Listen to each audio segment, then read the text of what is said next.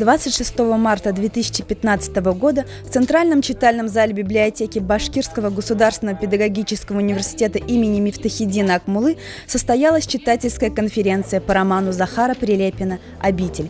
Мероприятие, организованное доцентом кафедры русской литературы Альфией Файзрахмановой, приняли участие студенты 1 и 4 курса русского отделения Института филологического образования и межкультурных коммуникаций БГПУ имени Мифтахиддина Акмуллы. Вел встречу заведующий информационно-библиографическим отделом библиотеки БГПУ Петр Федоров. Конференцию открыла презентация студентки 4 курса Луизы Мухамедхановой «Новый реалист в современной русской литературе».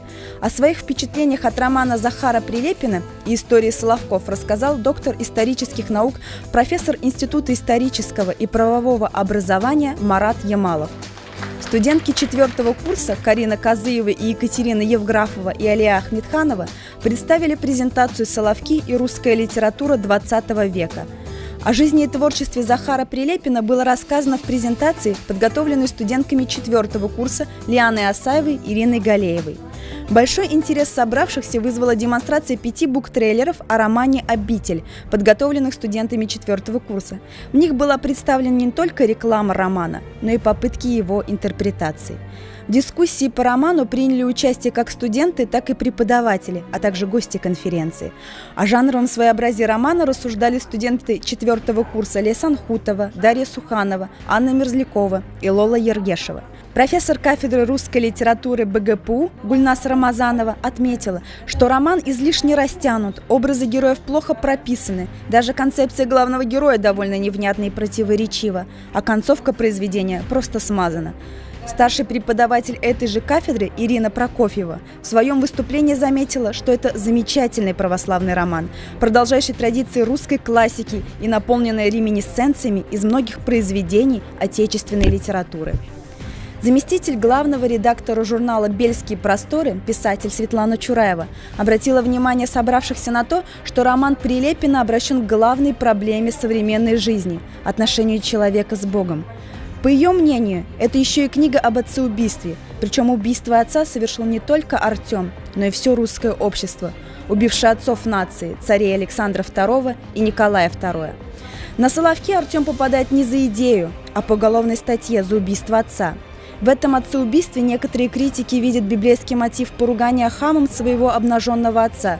Физическая смерть главного героя настигает его нагим после купания в озере, когда новые Хамы в лице уголовников обрывают его жизнь. И эта гибель выглядит зеркальным возмездием за его отцеубийство.